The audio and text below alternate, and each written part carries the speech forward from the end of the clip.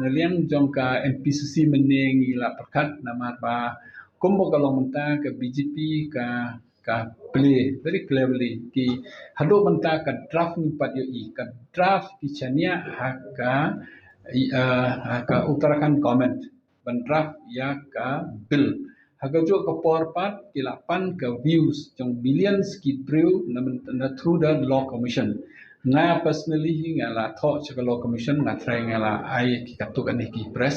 kum joro nga la ya keren bat ki balang ba per kum ka sinod ki la tho cha ka law commission naliang ka balang catholic naliang ki association ki per ki la tho cha ka law commissions ni la ai ke view cha ka law commission but hakajo ko poro ngaro ngala tho cho prime minister direct ban exempt ya kane ka state jongi khantam ki badan po kasik sedul nam ta ka UCC namar ka de ka code jong no ngin bot u muslim u hindu u kristan te ngin ka code ham khantam kum ka ba ya tho ka ya tho akor kom jong no akor kom hindu ne kom kristan ne akor kom jong ki muslim ne ka code ne ka hiar pating kahir pating hanu korkom ni kasi kahir pating barbar ki khun khaddo ma ki kanthei katba ki hindu pat kahir pating hanu khun nong kom tengin bot ko kot jong hindu ne ka bot ki kot jong kasi ni gi tribal barbar ni don ka jong ka culture la ka jong ka practice la ka jong ka system katba ki wei ki don ka jong ka system so ka don ki banta ki bang ya perkhat ba de kamtam ha kalian ka songka songman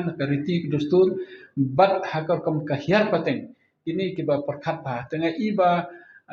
BJP ukwa ba kawei ka niam kawei ka ktien bat kumta terter ndeng atrah India we always agree to disagree in India ni barbar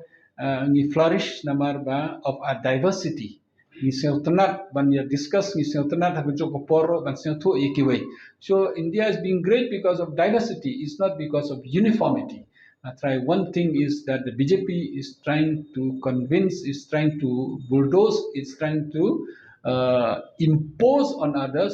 through its culture. That will not be possible. India will live, India will unite, India will be strong only through diversity, not through uniformity. Thank you.